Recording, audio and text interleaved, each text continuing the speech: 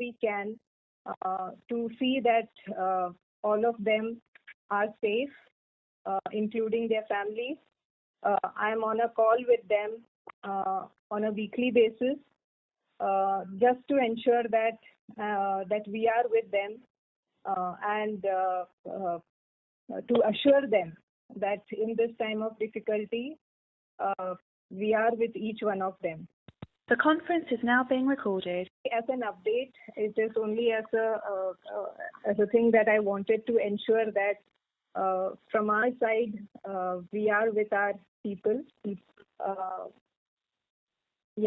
And I hope that we all will be able to come out of this very soon.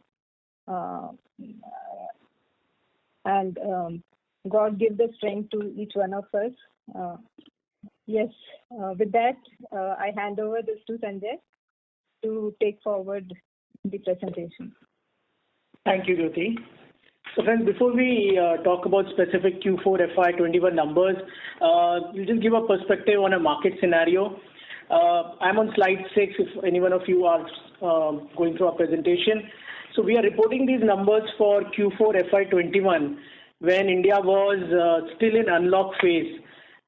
As you all know, Q4 had similar uptrends of Q3 of FY21, wherein we were witnessing healthy consumer demands across home and personal care. There was a good rural demand, and urban consumption trends were also good post the normalization of activities.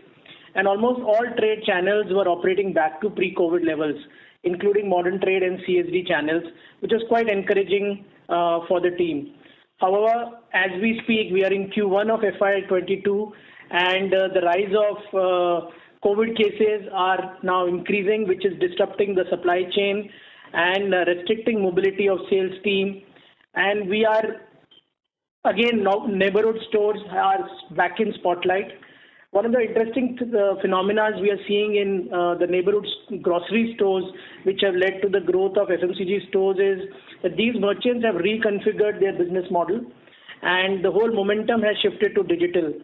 And that's where we are also focusing and working with these merchants to adoption of digital technology. Also, as expected, online channel is seeing a very good traction. The next slide, we just wanted to talk about how we have strengthened our consumer-centric approach, which has accelerated our growth plans. Under the leadership of our new Managing Director, M.R. Jyoti. Our 5 strategic levers are as follows. Distribution. We are driving products to last mile. We have hired some senior team in sales, in trade marketing, in R&D. This all is increasing or improving the productivity of the salespeople, and we are using digitization a lot in that. Focusing on the TG, taking brands where the consumers are, following cluster approach to accelerate growth, and the resultant is that our pipeline stock has come down to 8 to 10 days now. So that's the strength we are building it in distribution. The second is on the brand investment. We are increasing media spends, as you would have seen in the last 2-3 quarters and going forward. So we are investing in the business, and we are listening to consumers. And hence, and in the next slide, we'll talk about our market share. Our market shares are gaining. So there is a full commitment to strengthen our brands. So that's the second strategic lever on which we had worked for the last 12 months, and which is what is going to lay the path for our growth. The third is on the digital technology. So there is an adoption of digitization across the organization, including demand planning.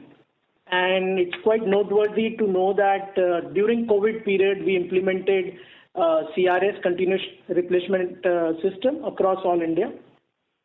And also technology is changing the way we are thinking about our go-to-market strategy as well. So therefore, technology and digitization is the backbone on which we are working. The fourth is innovation. As you all know, we are an Indian company, and our focus always has been on the core. So focus is on the core, but our thirst is on innovation. And you would have seen a number of innovations coming from different categories to strengthen our existing brands. And the objective is to drive healthy growth across categories. And the fifth and not the least is to focus on sustainability. Today, consumers are buying more sustainable products, and that is one of the key drivers in all our decision making. So with all these 5 strategic levers, I would request you to the next slide, which is the most important slide if you ask me in the whole presentation, is on the results.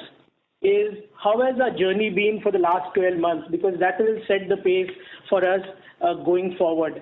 And if you see the sales growth, Q1 we were at 5%, Q2 we were at 8%, Q3 we were at 15%, and Q4 we have been on 26-27%. This all ended adds up to a year growth of 11.6%. And this is in spite of, as we have been talking in all our calls, in spite of post-wash fabric care sales, which is broadly 12 to 15% of our business, which has remained impacted in the year. If we look at ex post-wash fabric care, our growth has been 18%. So very healthy growth we have managed in spite of all the challenges, and that is backed by our essential and hygiene portfolio, which has been the backbone for the entire growth. If you look at it for the last 12 months, our EBITDA growth has been 25.3%. Happy to confirm that our EBITDA margin guidance, which we had given the beginning of the year, in spite of all the challenges where we said 15 to 16, we have delivered 16.5%. Our PAT growth is at 17.3%. That's on the P&L side of it. On the balance sheet side of it, if we would have glanced through our numbers, we are a net debt-free company. And the cash flow, and this is the first time our consolidated balance sheet is on a net debt-free basis. And if we look at our cash flow from operations to EBITDA, stands at 125%. It's a very healthy cash flow conversion, what we have done. And I'll talk about some of the balance sheet numbers in the subsequent slides. The other thing is, while we run our business, a strong discipline we had kept on driving efficiencies and maintaining business hygiene, which has held us very well, which is no variance in primary and secondary sales, 100% cash sales. And the resultant has been that our pipeline stock with distributors, which used to be 20-25 days a year back, has come down to 8-10 days. And this has helped. I mean, we have been able to do it with the help of a lot of measures, including the CRS, which I just spoke. Now, this definitely has impacted our revenue for this quarter by 8 to 10%, but it has set the course for life. And most importantly, our ROI for our distributors has improved significantly, which will definitely help us in doing business with them. On the second part of it, which is the proof of the pudding, if we look at across all our categories and brands, we have done exceptionally well. There's been a consistent market share gains across all the brands in which, for all our brands, so whether it is Exobar, market share gain of 120 bips in one calendar year, Pril 130 bips, Maxo Coil 170 bips, Maxo LV 40 bips, Ujala Fabric Whitener 60 bips, Ujala IDD 100 bips. So all in all, what we believe, what we are doing is, it's like we are running and we are building something together. And we really look forward for our higher growths. So this is good summary to see where we are heading to and what we have done in spite of all the challenges. Moving on to the next slide on our results for the Q4. Revenue is up by 26%. FMCG sale is up by 27.3%. Gross margins have remained flat. A&P spend, there's an increase by 7.9%. Our operating EBITDA at 14.3% to 70.9 crores. Our PBT before exceptional item is 56.3 crores. Just to talk about this exceptional item is we had set up our manufacturing plants in Guwahati and Jammu way back in 2000 on the premise that 100% of the excise duty paid through PLA would be refunded, and that's how most of the many companies set up the plants out there. However, in 2008 there was a change in notification by the government, by the Revenue Department, in which it was the 100% excise duty benefit was restricted to certain specified percentages, which was litigated by the industry, and we were also part of that. And we won it at the High Court of Guwahati and Jammu. And the matter was then pending in Supreme Court, which the order has come against the industry, and therefore we had to write off this 23.5 crores. It's a non-cash item. This was what we had accrued in our books in those years, and which we had to write off. It's a non-cash and one-time item. PAT for the quarter is at 27.3 crores, increased by 2.6%. Without the exceptional loss, our PAT would have been in the range of 50 crores. Similarly, for the full year, revenue is up by 11.6%, gross margin at flattish 47.1, operating EBITDA at 16.5, generated 314.5 crores, PAT at 190 crores after exceptional loss of 23 crores. And the most important thing is net debt free. A net cash balance on 31st of March on a consolidated basis is at 76.89 crores.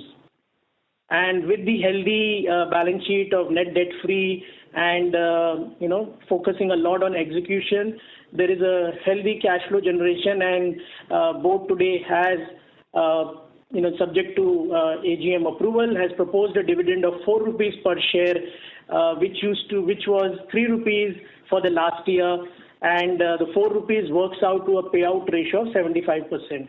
So a very healthy dividend we have proposed for our shareholders. The next slide is just a snapshot of a financial performance and key financial ratios. Overall, very good all-round performance with healthy margins. With respect to the category-wise revenues, all categories are performing well, and as we had spoken in the past, except post-wash fabric care, which has yet to completely normalize. And fabric care has grown by 15.7, dishwash 33.2, HI 35.8, personal care 38.4. Overall, FMCG growth has been at 27.3%. Similarly, for the full year, FMCG business has grown by 13.1%. Next slide is just a quick understanding of our EBITDA margin from the last year to this year, and gross margins flat, employee cost, A&P and other expenses have reduced as a percentage of sale, and therefore for the quarter EBITDA margin is at 14.3, and for the full year it's at 16.5. Moving on to key balance sheet data points. The key two things to look out are working capital days. There is a significant improvement in our working capital days from last 2 years of 23 and 35 days to 15 days.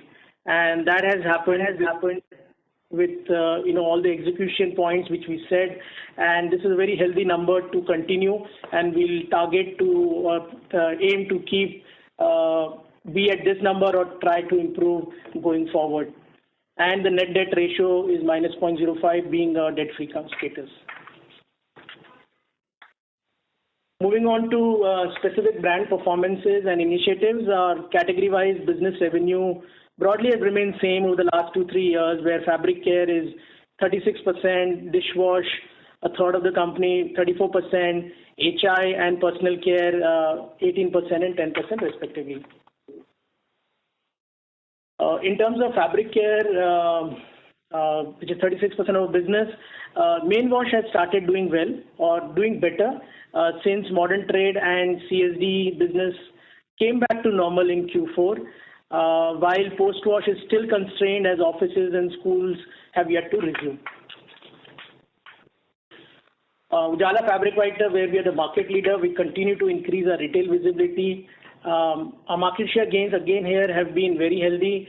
If you look at calendar year 17, we used to be at 80%. Now we are at 82.6.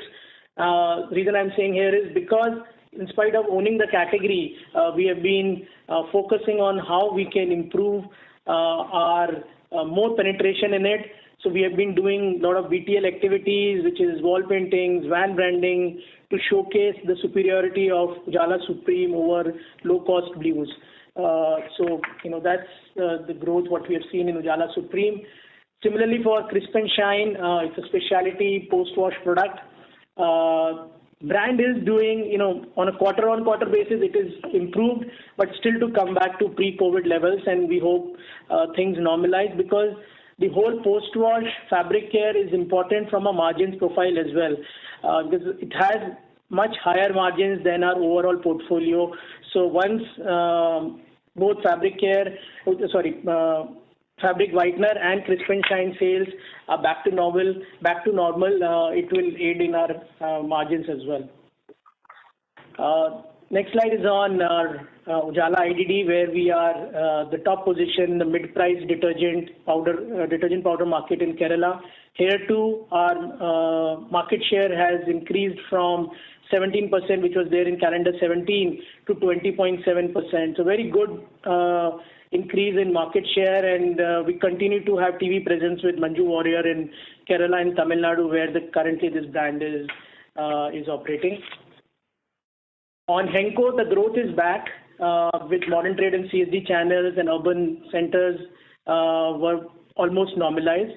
And I mean, there is in this quarter, yes, CSD and modern trade, we still have to see how much impact they are going to have. But as of now, there has been some, I mean, the issues are there, but we'll have to see how the lockdown finally, if it extends, then we'll have some issue. Otherwise, things are broadly going along as of now.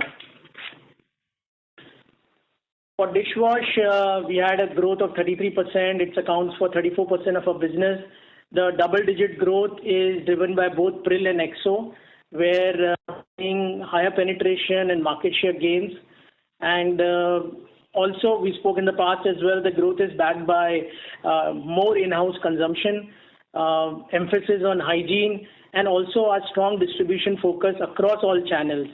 And we have been focusing on smaller SKUs, which have gained a lot of acceptance and selling pretty strong in the rural markets. And seeing the momentum in both Exo and Pril, we have been increasing our marketing efforts, and campaigns like integrated campaigns, thrust on digital, improving brand visibility across retail outlets. Those have been the increased marketing efforts we are taking to reach out to consumers. Moving on to the HI, we continue to deliver healthy growth. Once again, here both in Maxo Coil and liquid vaporizer, we have gained market share, and this is a heavily competitive space. And in that, if we have gained market share, really something, our execution has been done well.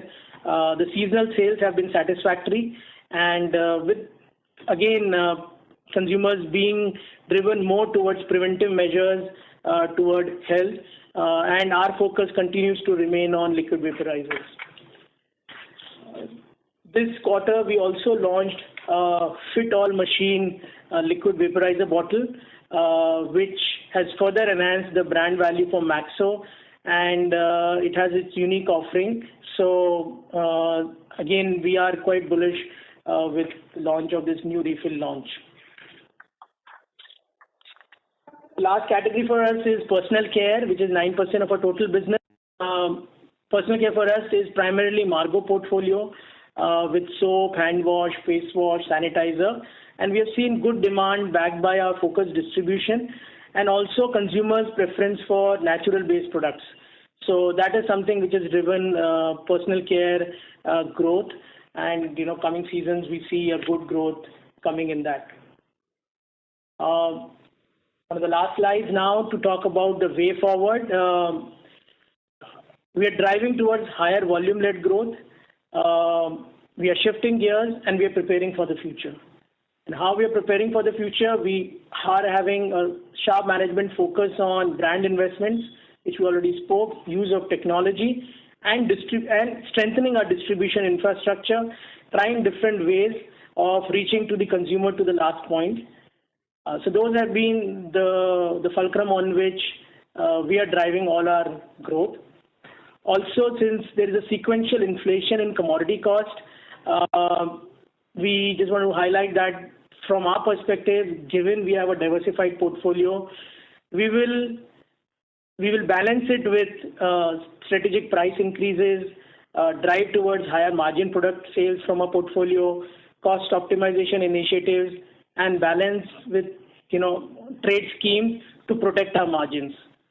So that would be our strategy, and that is where we are currently going with. With that, friends, I finish my presentation. We are happy to answer any questions or clarifications you may need. Thank you. Thank you very much. We will now begin the question and answer session. Anyone who wishes to ask a question may press star and 1 on the touchtone telephone. If you wish to remove yourself from the question queue, you may press star and 2. Participants are requested to use handsets while asking a question. Ladies and gentlemen, we will wait for a moment while the question queue assembles.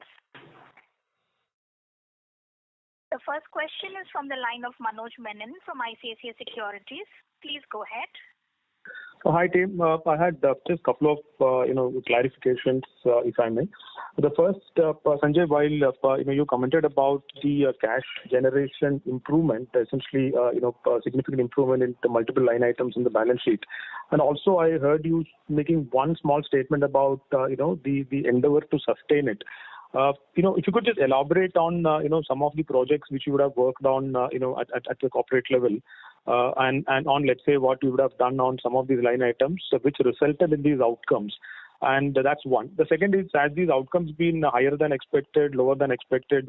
So what I'm essentially trying to understand is two things. One, the efforts which has gone into through some examples which you have demonstrated, and point number two, the sustainability of it, which is my job to extrapolate. So that's question number one. Manoj, the first question you said you were asking on line items of balance sheet or the P&L? Balance sheet. My question was referring only to the working capital improvement, which has resulted in the cash generation improvement. Right. So the most important thing is, first of all, we have made the entire sales on cash basis, and we have been very, very clear on keeping the primary sales and secondary sales intact, and no push in the market on that perspective. Kept our inventory levels low, and very good creditors management. So I think very basic things what we have done, but we haven't done any excessive just to do numbers, maths at any point of time. So that's how the working capital has been managed, and we think it is a sustainable working capital days what we will be able to do. Okay. So is it fair to assume that the current working capital activity, the numbers what we have, is this something which is likely to hold for the next 3 years or so? Is that a fair assumption? Yeah, Manoj, that's right. Because once we have taken the decision of doing a CRS type of a thing where the entire primary is backed by secondary, and the entire business is on cash sales, and once the process has been set, I don't think so we will be changing it, and the 15 days is a fair benchmark to have for 3 years and going forward. Understood. The second one, I'm sorry if I missed that comment, just from a clarification point of view, I heard about CRS in detail, but did you quantify the impact of CRS which may have impacted your reported revenues in the last 3 months? Is there a quantification there? So Manoj, it will be around 45 to 50 crores, which should be around 8 to 10% of the top line for the quarter. 8 to 10%. Okay. So just to math. Okay, understood. Okay. So basically my 2-year CAGRs, etc., from negative should look like a mid-single digit number. Yeah. Understood. If I do that, understood. Okay, on an underlying basis, got it. And okay, the last question here is, heard some comments about market share gains. Just only wanted to understand only one perspective, from all three of you was, how do you look at the source of these share gains? Actually, what I'm just trying to understand is, is it really from more formalization of categories? Is it coming from more activity-driven, innovation-driven? So what are the source of share gains? So that it's up to us, kind of as analysts, kind of what is the forecastability of these share gains, or the stickiness of these share gains? Actually, that's all I'm trying to understand. Thank you. Yeah. So Manoj, on the market shares, it would have definitely come from the competition, and some bit being in the local players that are there, and these are more state-wise it would differ. But what you see is on a national level. So individual states, there would be local players and competition, and national players as well. So some gains from both ends have happened. As you would have seen our last year, the performance that has been there has been on small unit packs, and we have, tried to be there and take advantage or of every opportunity that was given to us. One is through increased reach by distribution, and also backed by activities and BTL and being there. So rural for us has been a great driver last year. And we have been able to be present in the necessary SKUs at all levels, and that was the main reason behind the market share gains. So some states you would see more, and so on an average, yes, at a national level, that's how we have gained. Sure. Thanks. Thanks. Thank you. Thank you. The next question is from the line of Percy Panthaki from IIFL. Please go ahead. Hi, good evening, team. My first question is on the efforts you have taken on distribution. So would you be able to just give me some data on that in terms of your direct reach as well as total reach for the end of this year, and how it compares to 12 months ago and 24 months ago? Right, Percy. Percy, I think we have added on the stockist, which is basically on the sub-stockist side of it. So we have added around 500 plus sub-stockists to focus more on the rural side of it. And because that is where long-term growth is, and we thought this is the right time to invest there with the help of technology. So one, we have added there. Second, on the distribution, which is there in the urban areas, the point is to aid the salesmen with a lot of data, and we do a lot of analytics to assist them in doing the right beat. How do we add or make their calls more productive? So I think that has been our more focus in the urban side of it. And in the rural also to look at how we can increase van operations. So our focus more is on adding sub-stockists, using digital van operations. As a number, if we have, as per AC Nielsen, we are reaching at around 8 to 9 lakh shops on a direct basis, and our Ujala fabric whitener is available in around 3 million outlets. So one, we are not going madly with just increasing the number of outlets. We have said in the past as well, but the objective is to how we can sell more lines per call, how we can use more productive calls, and in the current environment, even aid the salespeople when they cannot go out in lockdown to do even telecalling and make sure that their daily sales numbers are maintained. Right, sir. Secondly, just wanted to understand, I understand that there are a couple of segments which are under pressure, mainly your post-wash and some part of the year, even your detergents. But including everything, your entire portfolio, the 2-year CAGR for FY21 full year is about 2.5%. Now, with the COVID also being there, second wave, maybe, of course, the kind of restrictions are not there in the second wave as much as they were in the first wave. But still, there is some amount of consumer behavior which will get affected in post-wash and detergents. So with this kind of 2.5% kind of growth that we have currently for the full year, and the situation on the ground, environmental factors, etc., not changing very drastically, how would you look at your sales growth going into the future? I'm not asking for a numeric guidance, but any kind of qualitative commentary you can make on the same will help. Yeah. So, Percy, first on the 2-year CAGR, the way you looked at it, you also have to look at it the way we have brought down the distributor pipeline stock from 20 to 25 days to 8 to 10 days. So that has also factored in maybe 3 to 4% of our yearly number. Second, because of the post-wash fabric care not being there, as I already said, if we look at ex post-wash fabric care, the number is 18% for the full year, which as we move along and hopefully, the current lockdowns are not that stringent like what we had seen last time. And hopefully in next couple of weeks, which are very critical, we'll see where the country is heading towards. But if things come back to normal, hopefully, then all that growth of which we had not seen of post-wash fabric care will come back.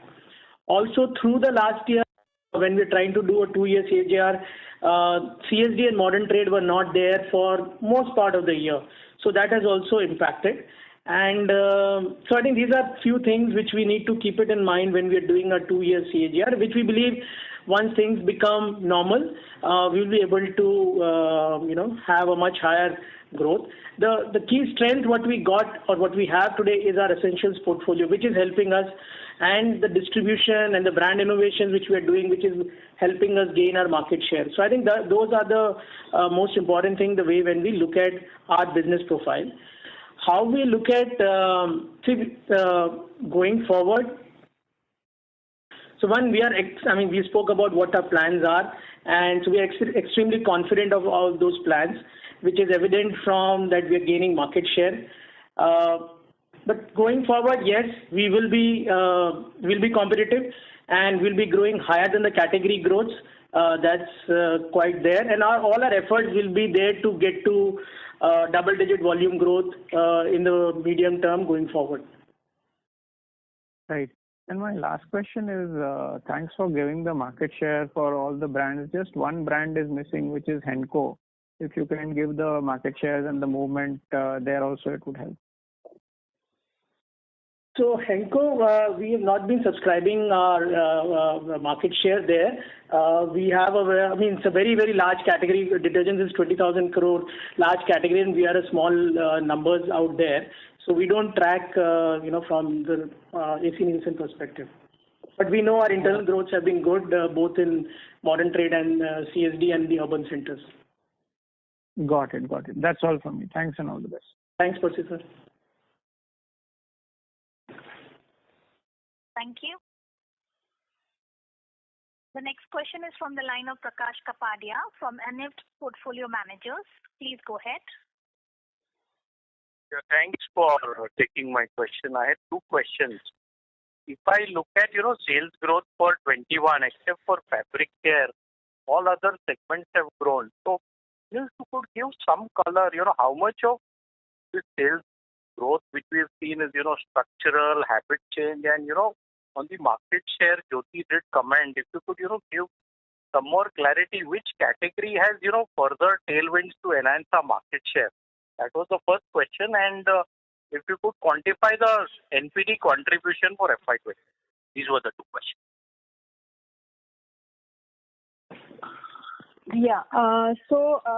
Yes, for us, last year, fabric care was the one, which didn't do that well with the kind of, environment that was there at that point in time.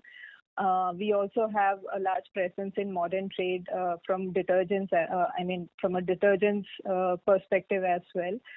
Post-wash is the one that actually suffered. One is because of no activity of people going out, thereby reducing the usage of post-wash as such. So what we are expecting and we are seeing is once things come back to normal, which is pre-COVID levels, once activities resume, once offices and schools open, all of these would be back on track, very well back on track. One is the brand strength that Ujala has, and both the post-washes are under Ujala. One is for fabric whitening, and one is a unique, completely unique proposition of giving crisp and form and shape to your clothes.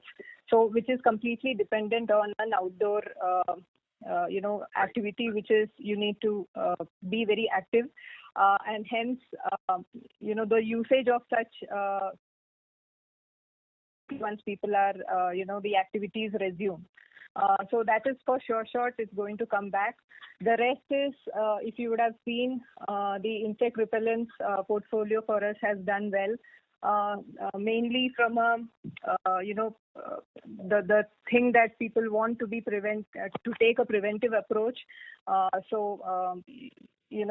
Which in a way has helped us. One is we could get a lot of trials that has happened. So the positive way to see for me is last year helped us.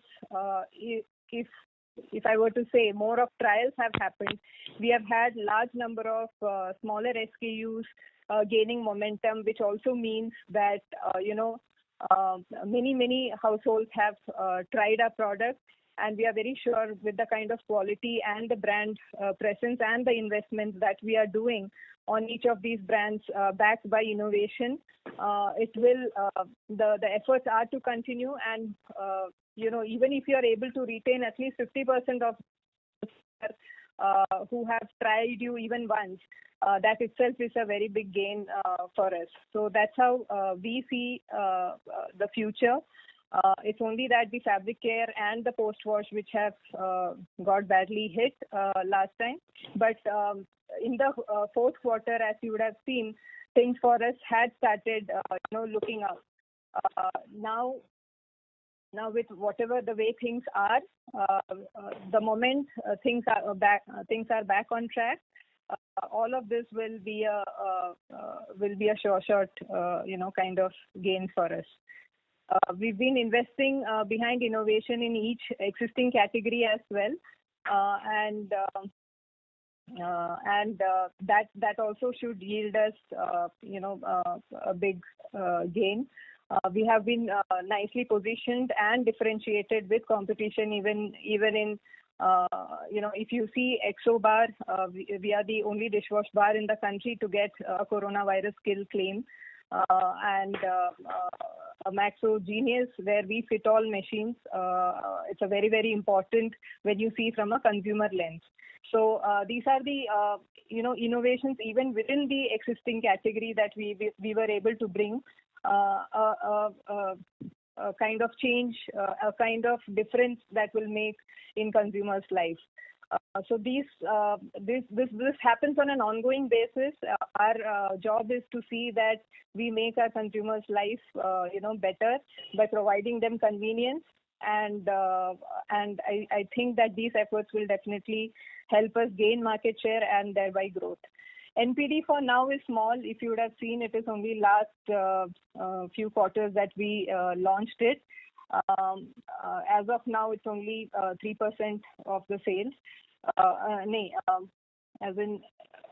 It will take some time to go while we are investing on the brands. Some of them have been regional and very specific to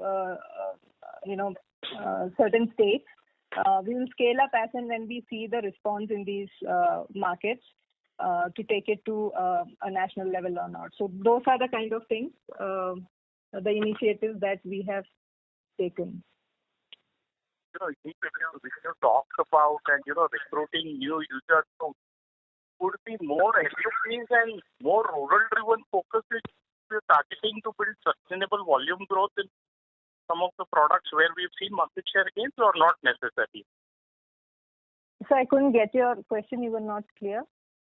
I was trying to understand, some of the market share gains and, recent SKUs which you've launched, or, the LUPs, are these more targeted towards rural of India or not necessarily?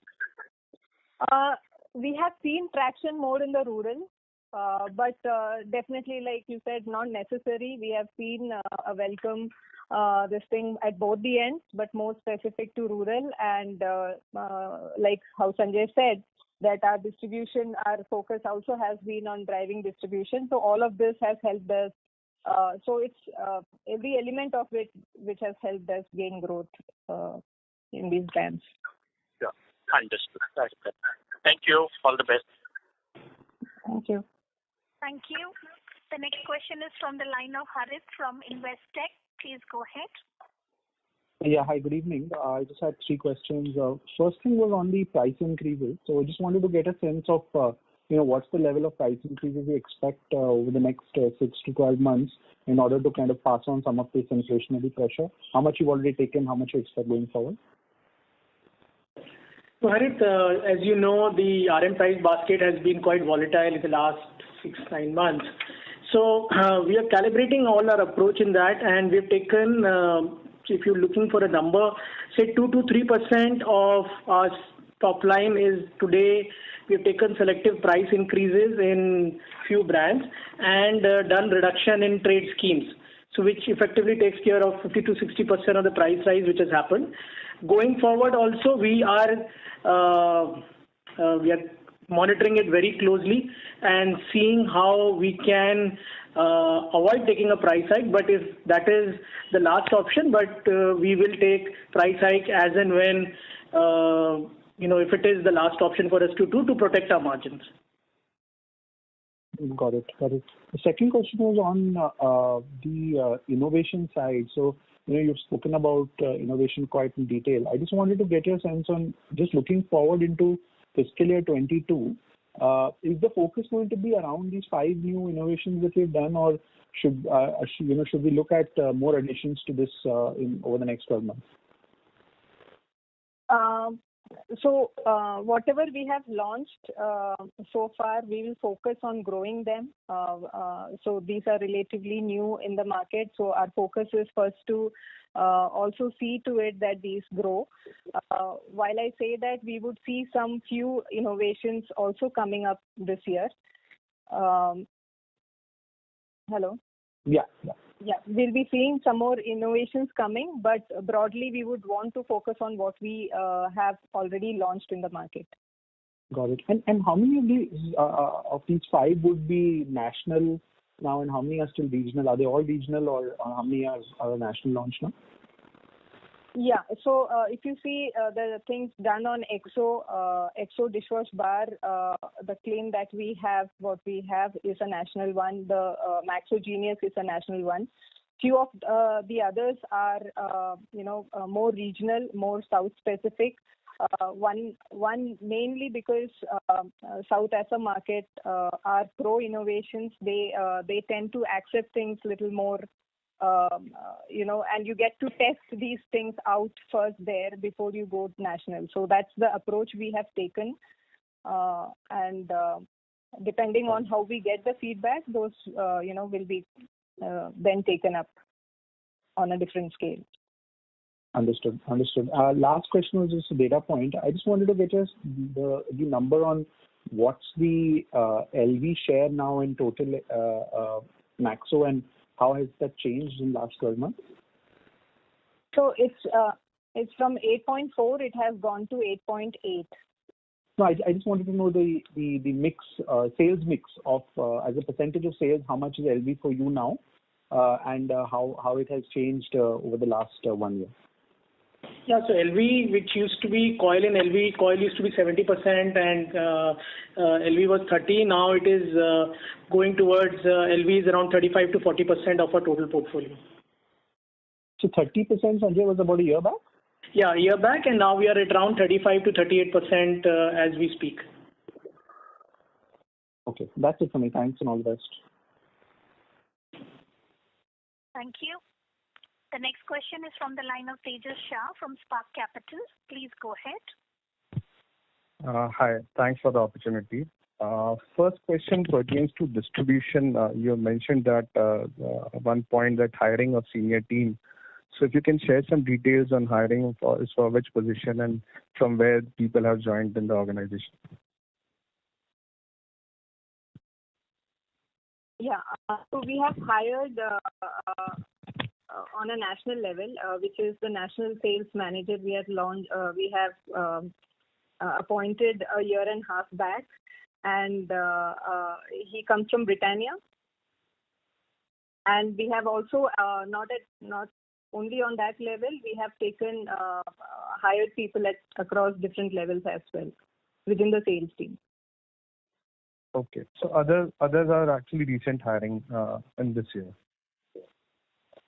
Sales, no, most of them, we also had somebody, in R&D. All of these hires were done about a year or two back. Sure. Fine. Second question pertains to, you also mentioned about digital initiatives. So what exactly, and you have used the word new age tech and distribution. So what does it entail, and how should, as an analyst, I should expect benefit of the same in coming quarters or years? Will it show up in better earning growth momentum in terms of sales, or better efficiency in margins, or better terms of trade? Yeah, so it will lead to both the things. One, it will lead to better working capital management at the company's level, because if we are appointed a CRS system, it helps me to plan my demand pretty well, right from our factories to the retailer. It helps me in planning all my SKUs, which otherwise, in a normal scenario, it's more of my estimate, but now it is more system-driven estimate of which SKUs are going in which part of India at what point of time. So it helps in demand planning, it helps in my inventory management, it helps in my retail distribution, because once we have the SFA app, once we have the app with the retailers, I will be able to increase my sales. I will be able to effectively use my 2,500 salespeople. And in all, it makes me more agile and it makes me more confident of the business. Today, in a lockdown situation, we know that not 100% of the SKUs we can push, because there is a limited bandwidth, or salespeople are going in those 4 hours and they need to cover up their 50-60 shops. So we know which are those 80% of the SKUs which will make up to their numbers, right? That is at the retail distribution. Similarly, at the factory level, when we know the demand planning is there very clear, we know certain packs which require more physical work. So then we will be discontinuing those SKUs for now and making sure that the factories are operating in whatever limited time, being able to do that. So technology just helps us in getting us from end to end in a much efficient manner, and it saves money at every leg. Sure. So in that regard, we are seeing a lot of companies, FMCG companies, implementing CRS this year. And again, coincidentally, everybody somehow most of them chose fourth quarter only. So any insight, if you can share, any particular advantage of the system post-COVID, or was it part of the plan and it got pushed because of COVID last year? See, I think all of us, while we are never that, actually this is that time of the year when we generally go to Trident and do our analyst meet, because at every March end we go and do that. But this is the time when we are doing these digital calls. So we all learned, or the entire India and all of us personally accelerated our technology or digitization story in the last 12 months, when we all know. So because if we are going to be manually, people are not going to be at one place and it is difficult. So CRS and all are good things which we started a journey with distributor digitization, which happened 2 years back. Year before we did SFA, which is the Salesforce automation. So distributors were done, Salesforce was done. This was the year when CRS was to be done, and it just coincided that we started off in April, May, June, and now by end of the year we are almost completed. And it will keep refining as we go along, because it will throw us a lot of data. So there is, I think it's just a coincidence that everybody has to get themselves more sharper in delivery and execution. Sure. And from your presentation, it seems that all the pillars that we have identified for growth seems to be in place, and we are working on all those pillars now. So should we expect sustainable acceleration in growth rate for the company, or in other words, what are we preparing organization for? And in terms of, it should be sustainable double-digit growth from here, or it is very volatile environment to guide on that? See, our efforts definitely, I would say, are to grow at double-digit numbers. While I say that I know what is the current environment, but the efforts are there, the plan is in place. We also have able people with us.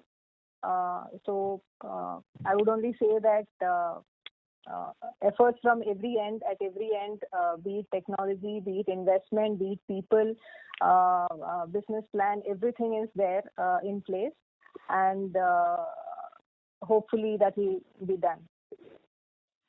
Yeah. And lastly, if I may, the dividend policy has actually become very favorable for minority shareholders. But in light of our not so in past guidance that we want to, or we are at least interested in buying some regional brands or regional champions. So in light of that ambition, how should we see this dividend policy sustenance? Will it be able to accommodate both the ambitions of ours? Yeah. So, see, we always had a healthy dividend policy wherein, 60 to 70% of our net profit has been given. And this time also, since this is the first time when we've become debt free and our balance sheet is ready to reward all the shareholders, minority and everybody. So therefore, the board thought it wise to have 4 rupees per share as a dividend, and which is a good thing. Now, going forward, this may not be the best time to do any acquisition. At least for now, when things are in lockdown situation. But we are open for any regional M&A or any national brand which comes in, wherein we can find to add value in those brands. So something we think we can add value, we'll definitely look at that. And second thing is, obviously we will buy in the categories in which we are present. We'll not be extending ourselves into any non-core categories for us for now. And so we are open for that, but obviously there is nothing which is there in the immediate timeline for us. Current business is to grow organically based on all the core pillars on which we are currently working. So at least for near future, dividend policy should be seen as for this year, right? Yes, that's right. Okay. Thanks for very detailed answer and all the best. Thank you, sir. Thank you.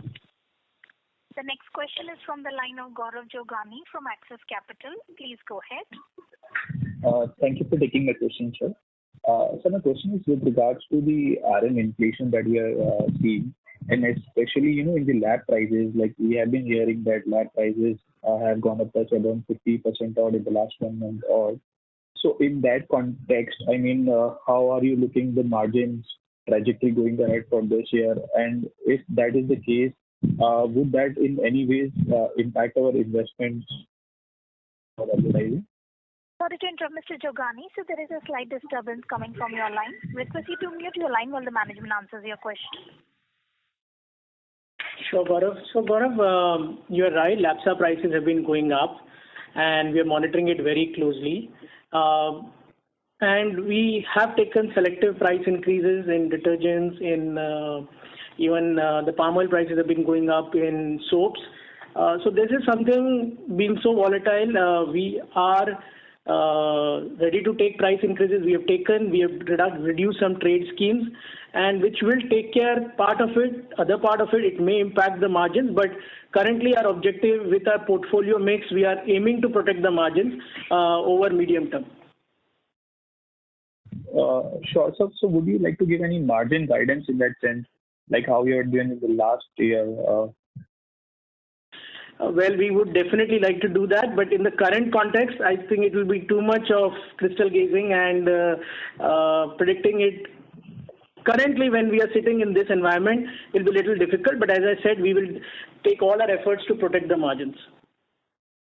I mean, subject to, if RM price basket moves very, very irrationally from here on, obviously we will be taking price hikes and to protect that, but it a lot depends on how the overall situation looks like. Sure. And there's 2 bookkeeping questions from my end. One is with respect to what has been the volume growth for this quarter, and second is the tax rate that we can see for the next 2 years. Yeah, so volume growth is around 24% for the full year, for the quarter, and the tax rate is at around 18%. For the next 2 years, 18%? Yeah, that's right. Okay.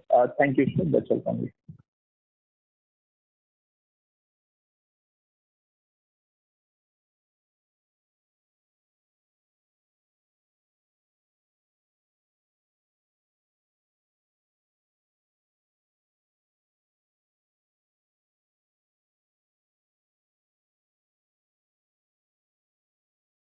I'd like to inform the operator that we can't hear anyone. Hello, sir. Yeah, madam, we can't hear anyone. So just give me a minute. Let me check. Mr. Jogani?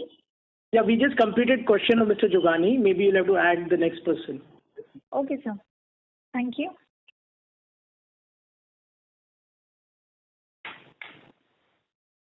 The next question is from the line of Shirish Pardeshi from Centrum Capital. Please go ahead. Yeah. Hi, good evening, JP, Ullas sir and Sanjay sir. Thanks for the opportunity. I have three questions. The first question, just in relation to the previous participant, what is the weighted inflation you are seeing at this point of time? You did say that you have taken about 2-3% price increase and you are cutting down promotions. But I would be more keen to, if you can specify, what is the weighted inflation basket you are seeing? So, Shirish, weighted inflation will be around 5 to 6% of our RM basket. Okay. My next question is that the quarter which has gone by, as some participants have said, there are a lot of digital focus which has happened. And of course, meaningfully, you have also taken some action. I'm more keen at the end, if I go back the industry commentary, I think everybody's targeting how the end consumer and the mediation, either through the e-commerce channel or through the kirana, the replenishment. I just wanted to hear from Ullas sir, having a large sales experience. Is this a trend which the industry is trying to follow? Does it meaningfully say that we are now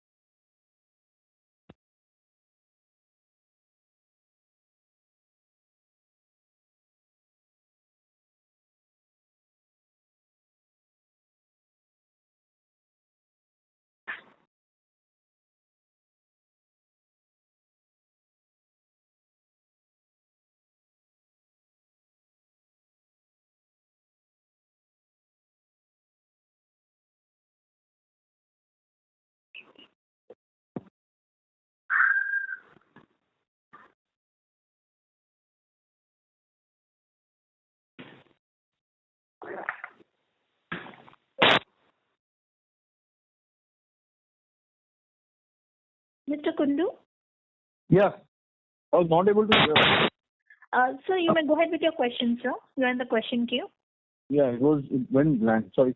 Yeah, so thanks for the opportunity. So my first question was on if I, you have this quarter you have implemented the CR system and there has been a correction in inventory. Which category has seen the maximum inventory? I think it is. Sort of my belief is that there would be dishwashing which would have got impacted because dishwashing across all quarters was doing very well. This quarter also has done well, but not at the same rate at which the previous quarters it had done well.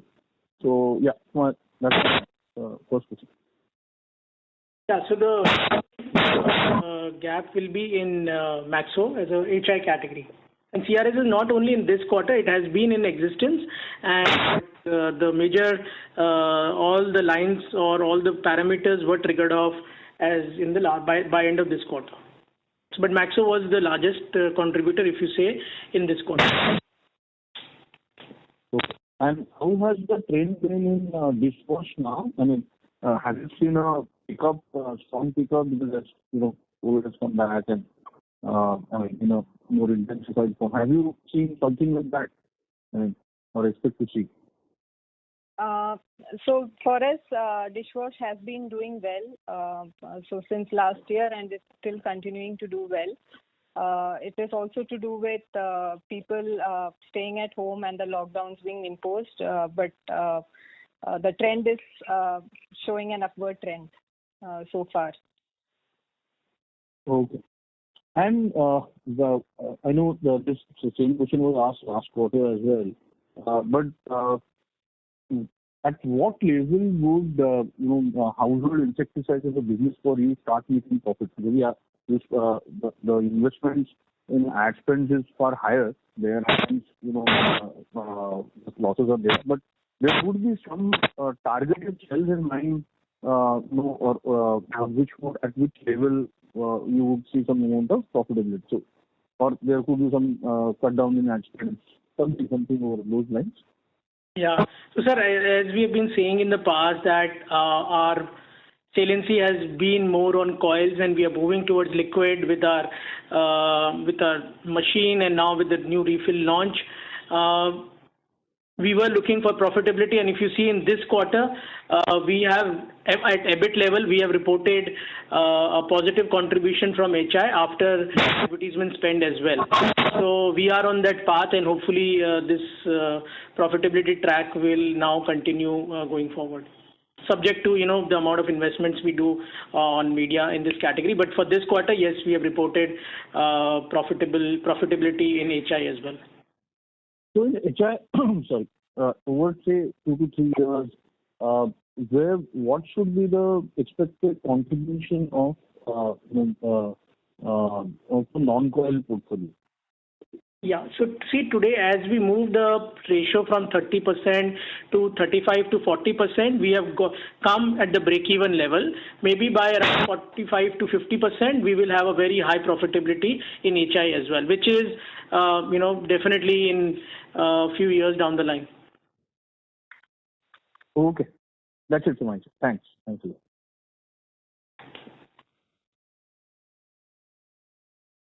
Thank you. The next question is from the line of Kaustubh Pawaskar from Sharekhan. Please go ahead. Yeah, thanks for giving me the opportunity. Just a question on HI front. What is the contribution of Genius now? Because that has been doing extremely well for you, and I believe that this LV contribution increasing. I think Genius is also contributing to it.